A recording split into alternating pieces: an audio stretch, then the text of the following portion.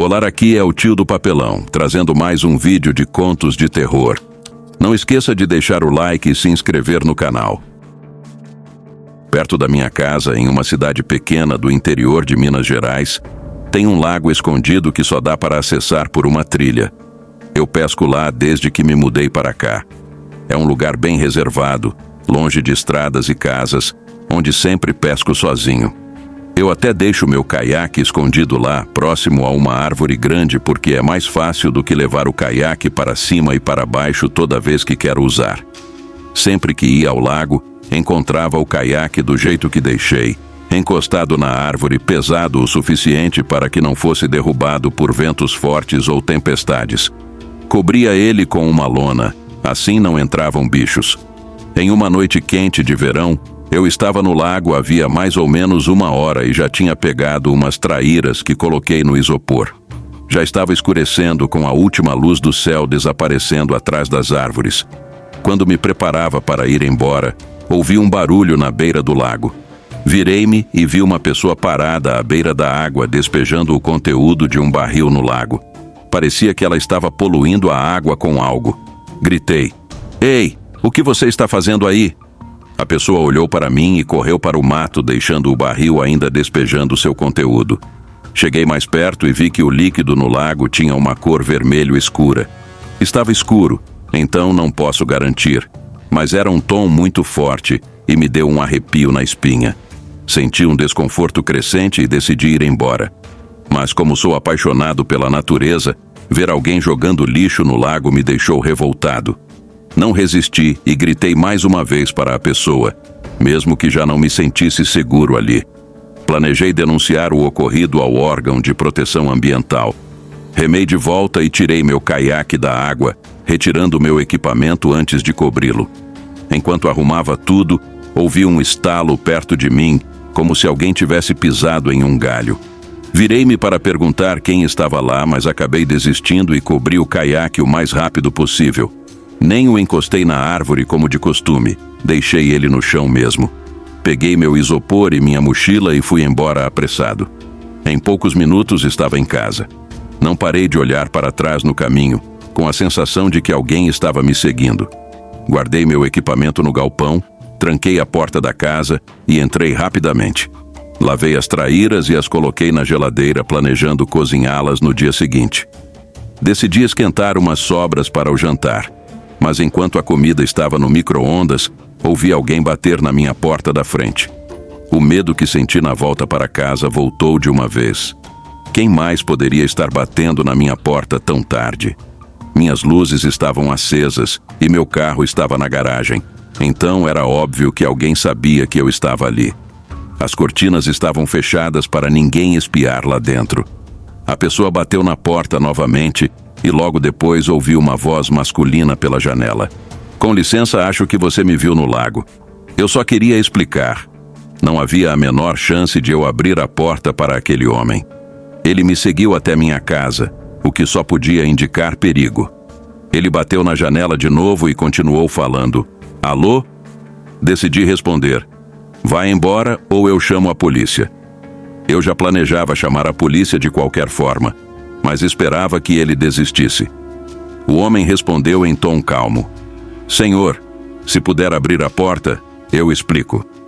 Repeti a ameaça e depois disso não ouvi mais a voz dele. Fechei e tranquei todas as janelas, liguei o ar-condicionado e fiz um boletim de ocorrência pelo número da polícia não emergencial, contando sobre o barril despejado no lago e o homem que veio até minha casa. Também fiz uma denúncia online para o órgão ambiental. Esses relatos me deram um pouco de alívio para dormir naquela noite, mas graças a Deus tenho sono leve. Por volta das 2 horas da manhã, ouvi um barulho no andar de baixo.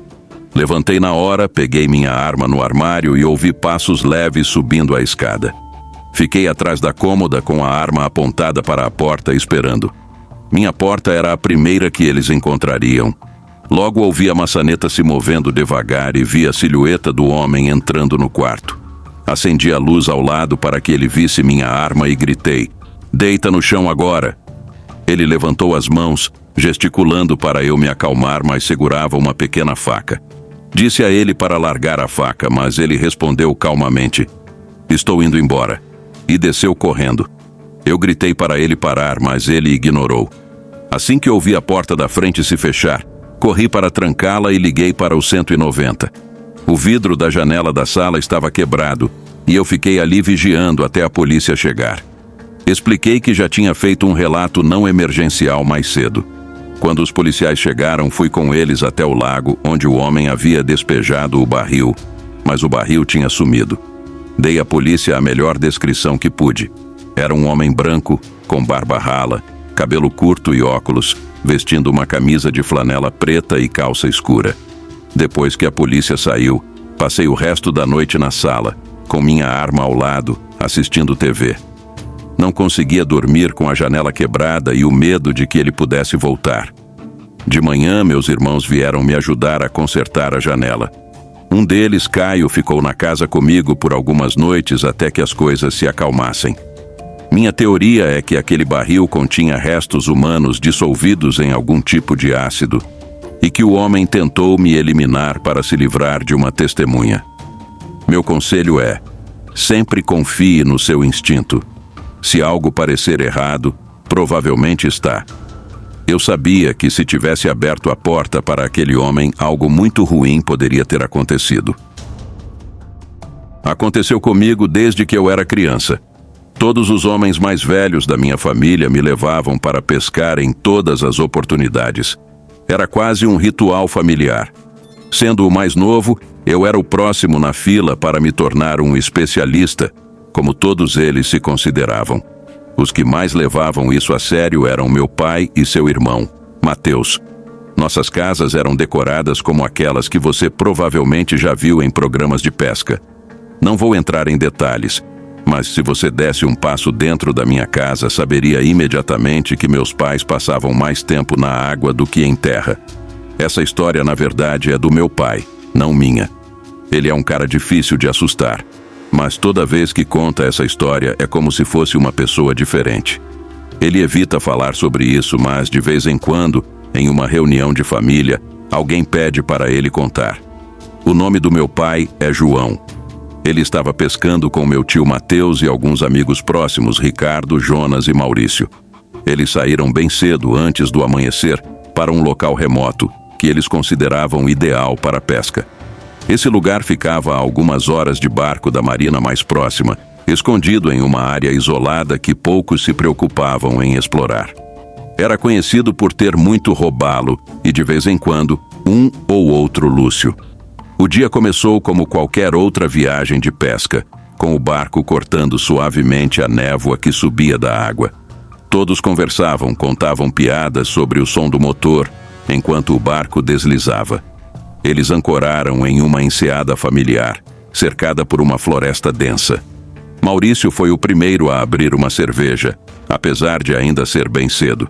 Meu pai sempre diz que Maurício é o amigo mais animado do grupo, aquele que tende a beber um pouco mais do que deveria. Eles pescaram por horas. Os únicos sons eram o ocasional splash de algum peixe fisgado, as risadas e o som das latas de cerveja abrindo. Enquanto o dia passava, capturaram alguns peixes, cada captura provocando uma pequena comemoração.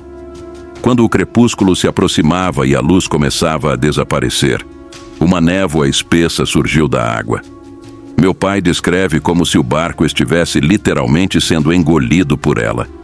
Ricardo, o pescador mais experiente do grupo, disse que nunca tinha visto uma névoa tão densa. Parecia algo anormal. Jonas, o palhaço do grupo, já estava tão bêbado quanto Maurício, ambos alheios à neblina que se intensificava. Já estava escurecendo. Eles pensaram que poderiam apenas esperar a neblina passar, mas ela não parecia ter intenção de desaparecer. Meu pai e Ricardo decidiram que Mateus tentaria manobrar o barco para fora da enseada, em direção ao mar aberto, onde a neblina talvez fosse menos densa. Mateus concordou, mas, sendo normalmente cauteloso, evitou o risco de danificar o barco ao quase colidir com a costa. Relutantes, aceitaram que passariam a noite no barco. Meu pai destacou que precisariam avisar as famílias sobre a situação. Claro, Eles estavam em uma área da enseada onde não havia sinal. Ele ofereceu-se para ir até a praia em busca de sinal, e Ricardo e Jonas disseram que o acompanhariam. Mateus ficou para proteger o barco e o agora completamente embriagado Maurício. Os três foram até a praia e pularam do barco, ficando apenas um pouco molhados. Meu pai pegou os sinalizadores de emergência caso precisassem indicar sua posição para Mateus. Eles entraram na floresta, iluminados apenas pelas lanternas dos celulares. Já tinham experiência com acampamento, então uma floresta não era algo que os assustasse. Caminharam morro acima, esperando que o ponto mais alto facilitasse encontrar sinal. Meu pai sempre faz questão de enfatizar como a floresta era escura e nebulosa. Eles praticamente cortavam a névoa com as mãos. No momento em que estavam se ajustando à atmosfera densa, uma série de sons de clique começou a permear o silêncio. Primeiro, vieram de frente e depois, ao redor deles. Eram diferentes de qualquer som de floresta, rítmicos, mas erráticos, como se alguém estivesse digitando um código secreto. Eles perceberam que não estavam sozinhos. Ricardo sussurrou para desligarem as lanternas e não revelarem sua posição. Quando apagaram as luzes, a escuridão se tornou ainda mais densa. Os ruídos de clique cessaram abruptamente, seguidos de um silêncio que parecia pesar em seus peitos. Perderam a noção do tempo enquanto congelavam ali, incertos do próximo passo. A ideia de terem tropeçado em algo clandestino ou um culto na floresta os apavorava. Então, o silêncio foi quebrado por farfalhares próximos, seguidos de um grito gutural que ecoou pelas árvores. Antes de entenderem, passos rápidos vinham em sua direção. Em pânico, correram de volta pelo caminho que vieram. Meu pai disparou o sinalizador atrás deles, iluminando a floresta por um instante. O que viram era horripilante. À luz vermelha, um grupo de mais de 10 pessoas com trajes tribais, alguns segurando lanças de madeira. A luz do sinalizador durou apenas 1 segundo. Jonas gritou e quase tropeçou, mas Ricardo o segurou. Meu pai descreve essa sensação como puro terror.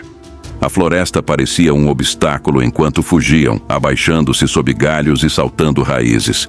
Por milagre saíram da linha de árvores ofegantes e desorientados, mas vivos. Gritaram para Mateus ligar o motor, e ele obedeceu sem questionar. O barco avançou enquanto os perseguidores alcançavam a margem. No caos, meu pai disparou o último sinalizador em direção à praia. Na luz do sinalizador, viram ao menos 15 pessoas paradas, imóveis, na beira da água. A luz se apagou e tudo voltou à escuridão. Quando o motor foi desligado a uma distância segura, os únicos sons eram a respiração pesada de Jonas, Ricardo e de meu pai. Ele diz que demorou quase 1 hora para processar o que havia acontecido, funcionando apenas com adrenalina e instinto. Eles se revezaram para vigiar enquanto os outros dormiam e saíram assim que a neblina se dissipou pela manhã. Curiosamente, Maurício estava desmaiado e não lembra de nada da noite. Ainda sinto arrepios ao contar essa história. Só posso imaginar o que meu pai sente ao pensar nela. Pesco há tanto tempo quanto me lembro. Agora, com quase 60 anos, já pesquei milhares de vezes, mas ainda não consigo imaginar outro jeito de passar o resto da minha vida. Meus filhos estão vivendo suas próprias vidas e a casa está tranquila. Dá para ouvir um alfinete cair. Às vezes, sinto falta dos velhos tempos quando brincava com meus filhos no quintal, mas algumas coisas simplesmente não fazem mais parte da minha realidade. Costumo pescar com meus amigos de infância, mas na maioria das vezes me encontro sozinho como um lobo solitário. Há mais de 15 anos que não saio do interior do Paraná e não vejo motivo para isso. Temos alguns dos melhores lagos e rios para a pesca do país e pretendo aproveitá-los ao máximo. Era meados de abril, início da temporada, logo após a água começar a esquentar e antes de maio chegar. Por algum motivo, dessa vez eu quis um lugar mais isolado. Então escolhi um lago perdido no meio do nada. Era pequeno. Dirigi até lá 1 hora antes do nascer do sol para estar na água quando o sol aparecesse. Tirei o caiaque do teto do carro e fui até o meio do lago, admirando as cores iniciais que começavam a pintar o céu. Parecia um lar. Podia apostar meu último centavo que nunca troquei um dia como aquele por nada. Estava um pouco frio, mas tenho pele de aço. Sabia que o sol estava prestes a aparecer, então comecei a me preparar. Eu estava tentando pescar um robalo, então voltei para a borda externa das plantas aquáticas, planejando voltar para o meio do lago se fosse necessário. Usei uma vara giratória de 6,5 pés e linha de 9 libras, com uma minhoca de borracha de 4 polegadas, minha escolha para pegar peixes grandes. Antes de começar o que eu esperava ser um bom dia na água, notei algo estranho do outro lado do lago. Não consegui ver bem o que estava acontecendo, mas vi movimento. A princípio pensei que fosse outro pescador, mas a curiosidade me levou a pegar meu par de binóculos que eu usava para observar aves. Olhei pelo lago e vi 3 figuras vestindo roupas escuras e capuzes, cobrindo seus rostos. Pareciam estar cavando um buraco ou algo assim na beira do lago. Continuei observando enquanto terminavam de cavar, e ao invés de colocar algo dentro, fizeram o oposto. Tiraram algo do buraco. Eu não conseguia ver direito, mas observei enquanto eles começavam a jogar os itens no lago, cada um fazendo um splash distinto ao bater na água. Algo estava errado. De repente, uma onda de medo tomou conta de mim. Não sabia quem eram essas pessoas, mas comecei a achar que poderiam ser perigosas. Não sabia o que fazer. Felizmente, elas começaram a ir embora sem me notar. Eu pensei em fechar os olhos, mas não consegui. Esperei até que desapareceram na floresta e lentamente segui meu caminho.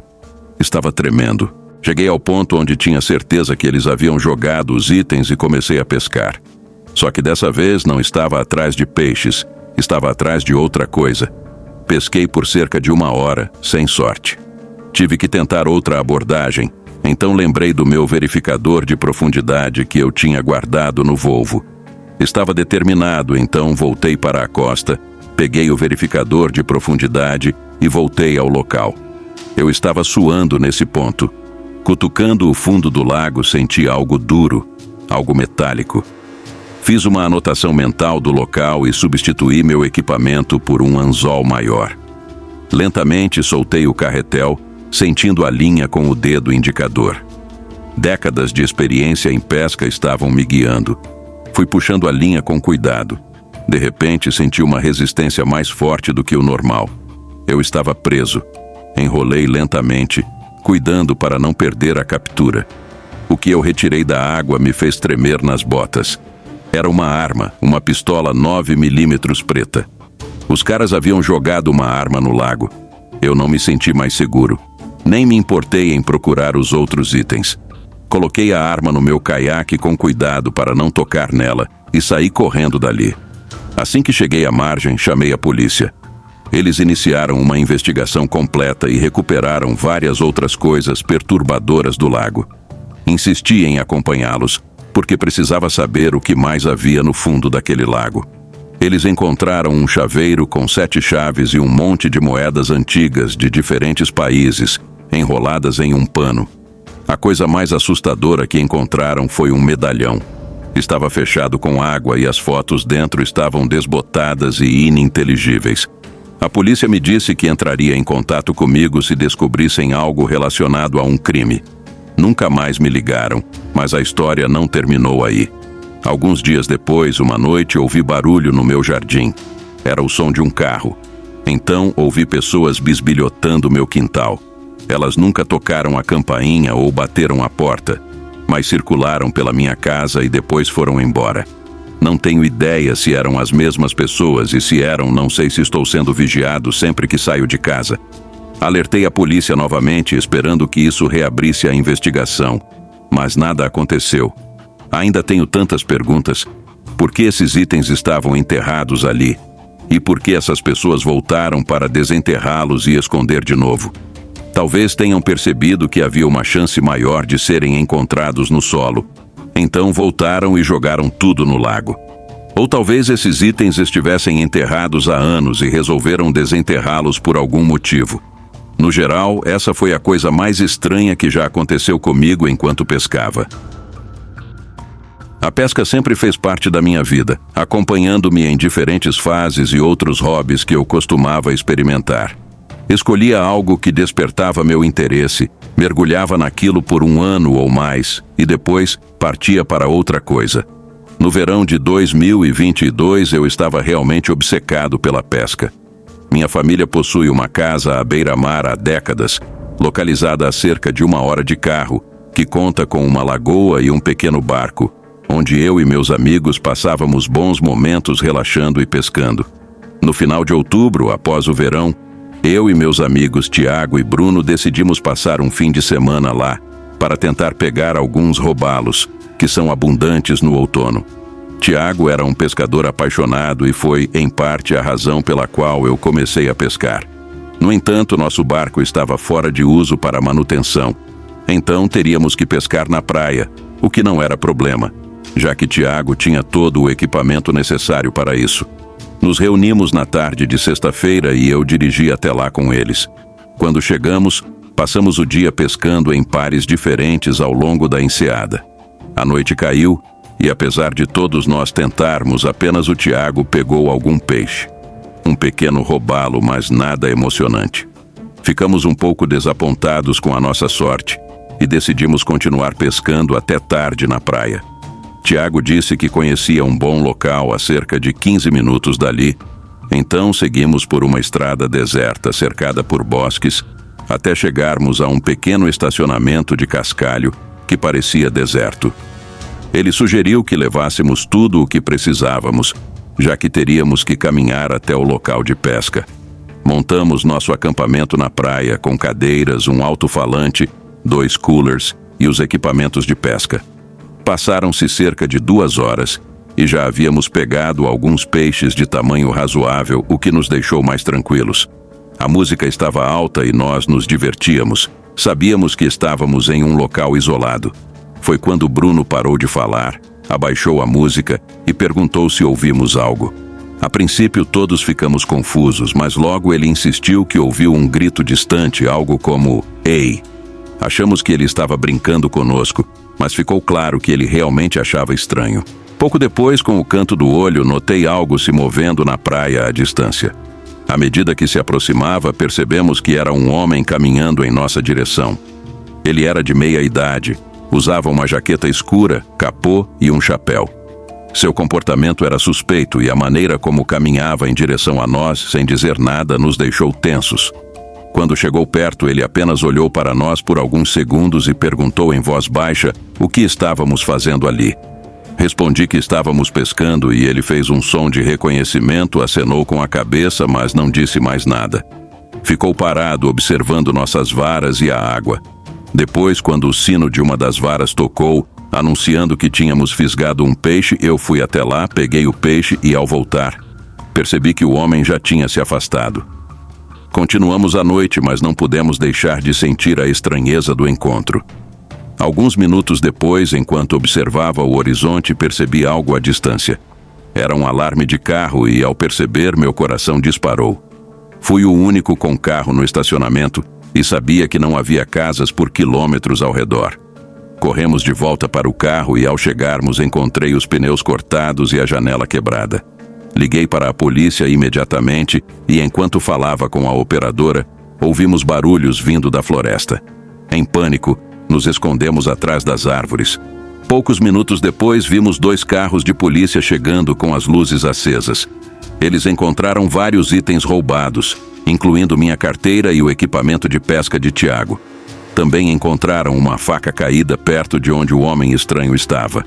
A polícia nos tranquilizou, dizendo que fomos espertos em escapar e nos esconder. Eles nos ajudaram a embalar o restante do equipamento e nos deram uma carona de volta para casa. Mesmo com a adrenalina ainda a 1000, eu sabia que aquela tinha sido a experiência mais assustadora da minha vida. Um fim de semana de pesca, que deveria ser apenas uma diversão, acabou se transformando em um pesadelo. E nunca mais toquei em uma vara de pescar desde aquele dia. Não esqueça de deixar o like e se inscrever no canal. E acompanhe o vídeo anterior. Até a próxima!